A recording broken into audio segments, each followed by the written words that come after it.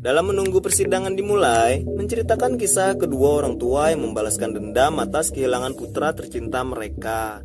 Kepada pria kaya raya yang didampingi dengan pengacara terbaik yang tak pernah kalah dalam menghadapi sebuah kasus. Gimana kelanjutannya? Langsung saja ke filmnya kawan.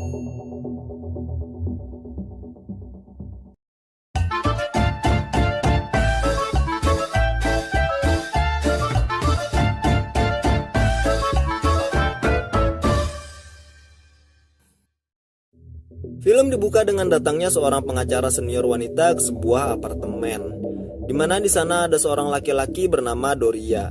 Doria sedang mengalami kasus pembunuhan, di mana dia dituduh membunuh seorang wanita yang tidur bersamanya di sebuah kamar hotel.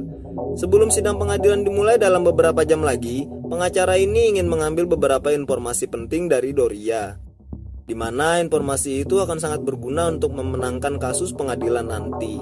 Pengacara senior ini bukanlah pengacara sembarangan, bahkan ia belum kalah sekalipun dalam kasus yang ia tangani. Maka dari itu, Doria pun menyewa pengacara itu untuk memenangkan kasus tersebut. Sekarang pengacara itu pun memulai pertanyaan pertamanya. Apa yang kau lakukan bersama korban di dalam hotel itu? Doria pun menjawabnya dengan begitu yakin. Beberapa bulan terakhir ini dia memang sering bertemu dengan seorang wanita yang ternyata wanita itu adalah selingkuhannya. Suatu malam, dia sedang diteror oleh seseorang. Kemudian dia menerima sebuah pesan di mana pesan itu berasal dari ponsel selingkuhannya. Padahal selingkuhannya sedang bersamanya saat ini. Mereka berdua sadar kalau mereka sedang dijebak. Kemudian mereka berdua langsung pergi dari sana.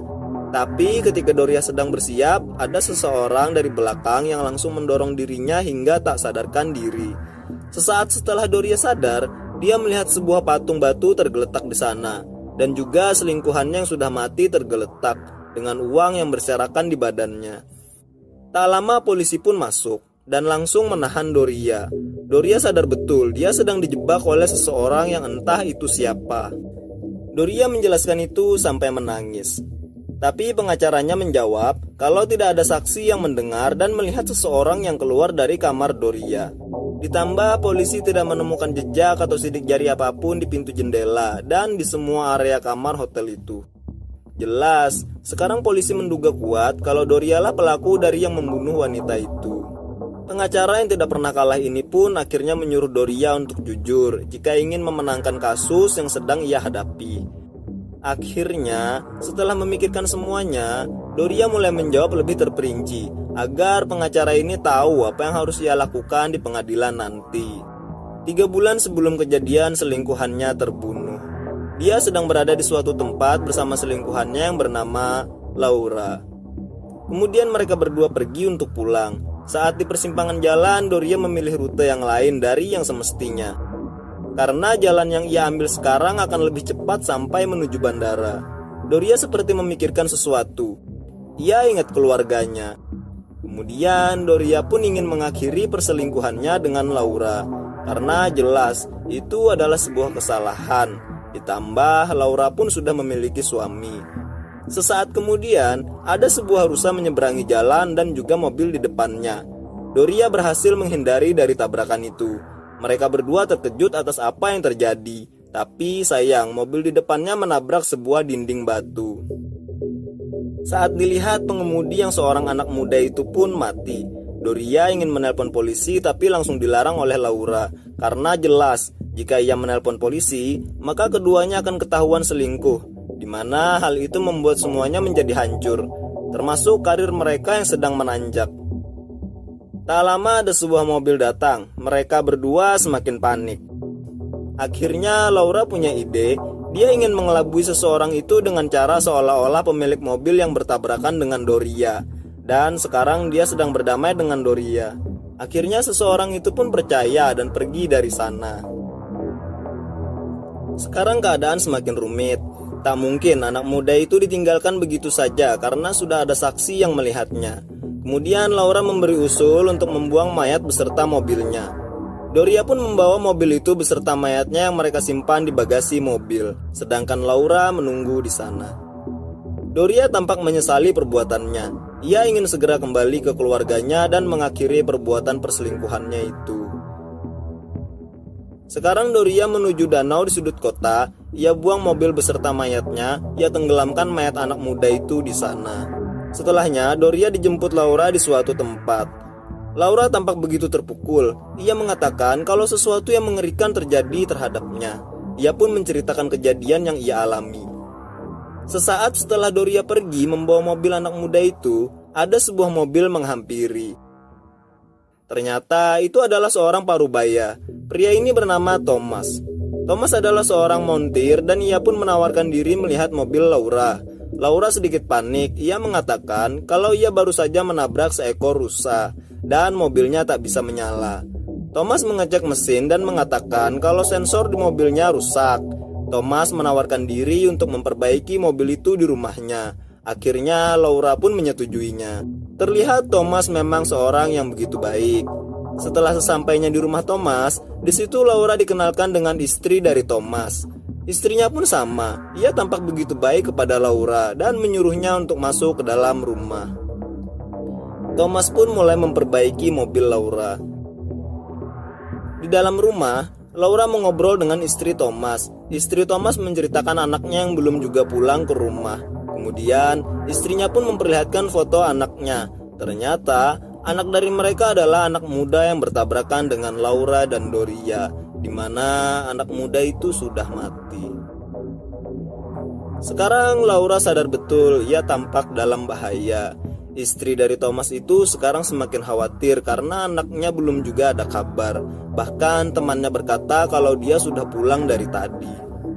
Kemudian istri dari Thomas itu pun menelpon ponsel anaknya dan sialnya ponsel itu berada di saku jaket Laura.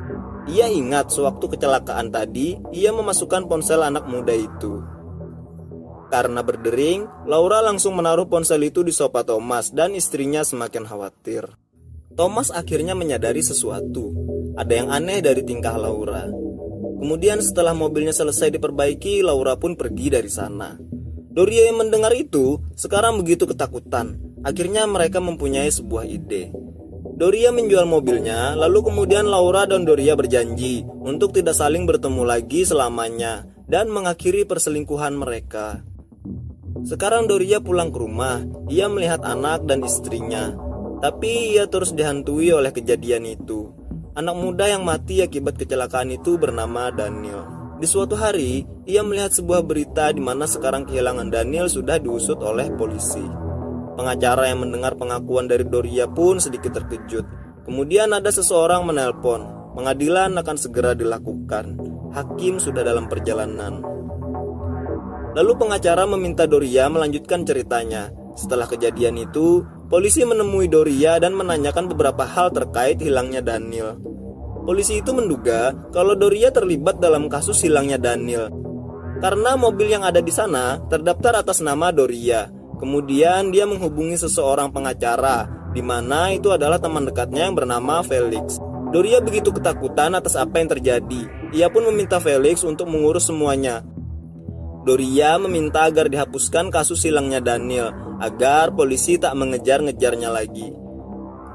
Doria yang memang kaya raya pun bisa mengurus itu semua dengan uang. Kasus Daniel pun sekarang diganti. Bukan lagi kasus hilangnya seseorang, tapi kasus pencurian, di mana Daniel dituduh melarikan diri karena sudah mencuri uang dari tempat kantornya bekerja, yang kemudian kasus itu ditutup.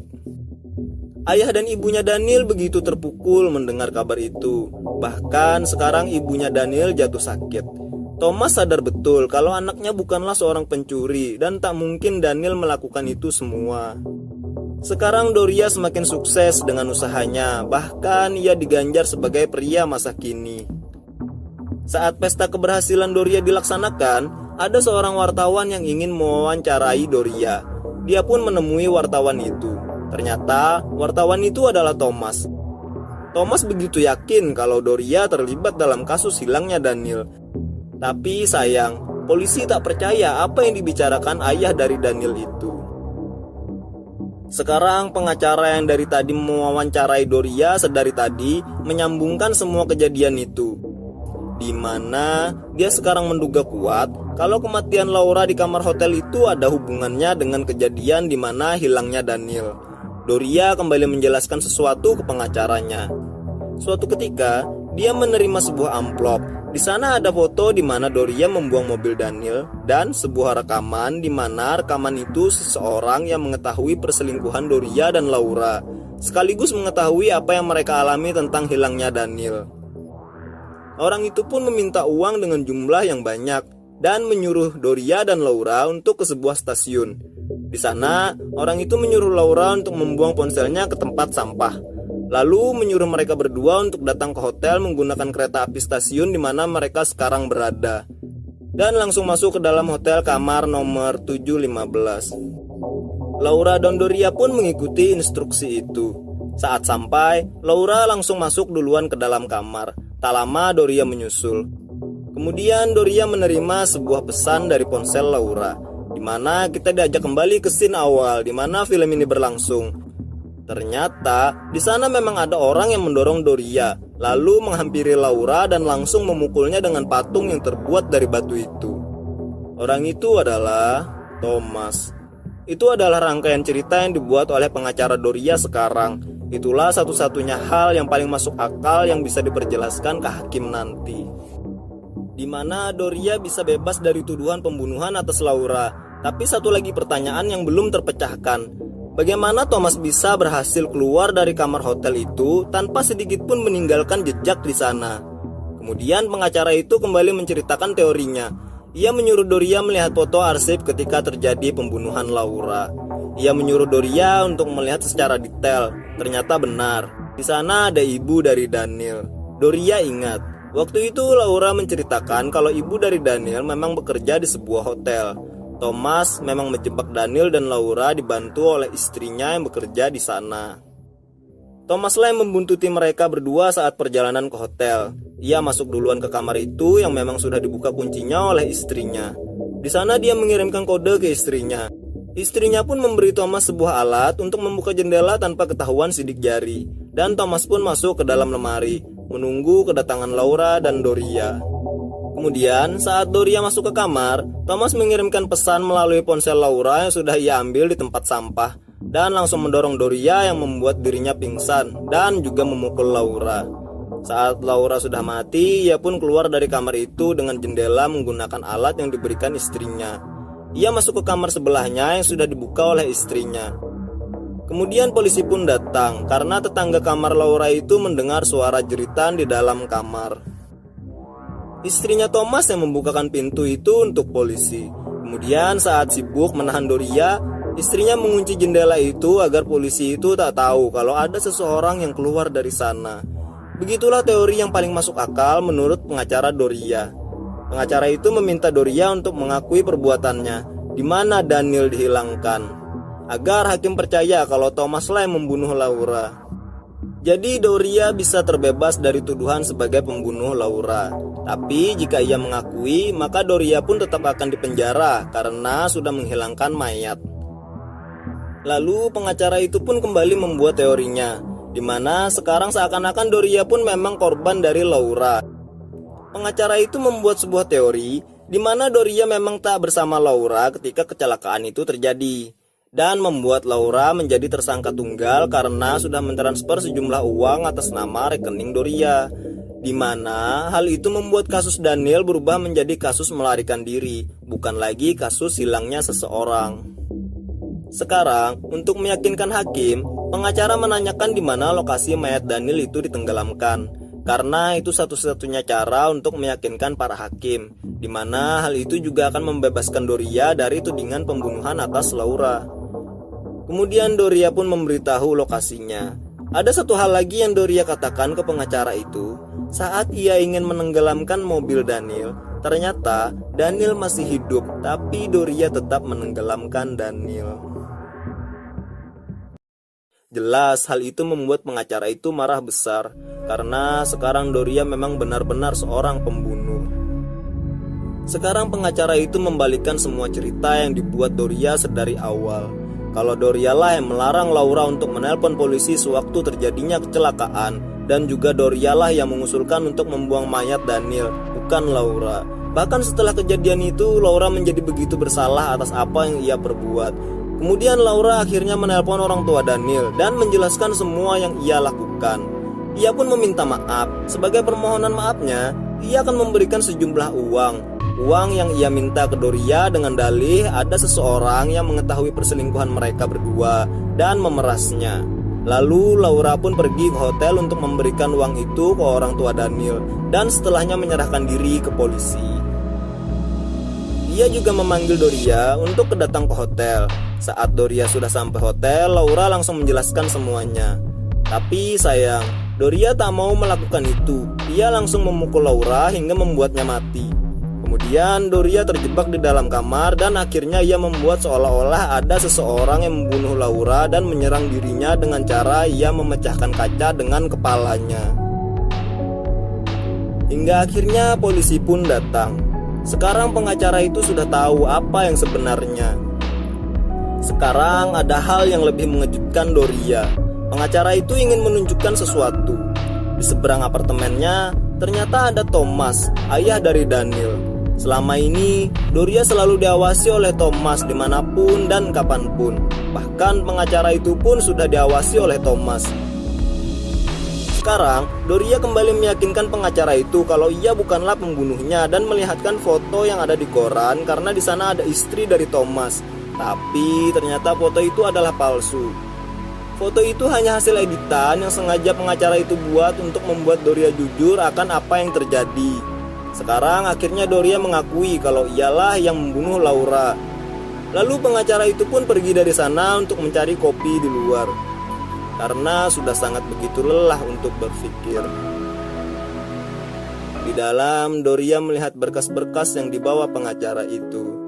Sekarang Doria mencurigai tentang pengacaranya. Ia periksa pulpen pengacaranya, ternyata pulpen itu adalah sebuah alat perekam suara. Perlahan-lahan melihat ke seberang apartemennya. Di sana ada pengacaranya, di tempat di mana Thomas berada. Dengan sangat pelan-pelan pengacara itu membuka topengnya. Ia buka rambut palsunya. Dan ternyata pengacaranya adalah ibu dari Daniel itu sendiri. Seorang anak muda yang tewas dibunuh oleh Doria. Jadi sedari awal ia bercerita itu bukan ke pengacaranya, tapi ia bercerita langsung ke orang tua di mana anaknya yang ia hilangkan, ia tenggelamkan, kemudian akhirnya mati. Tak lama kemudian ada sebuah bel dari kamar Doria yang ternyata itu adalah pengacaranya yang asli. Dan film pun udahan, bos.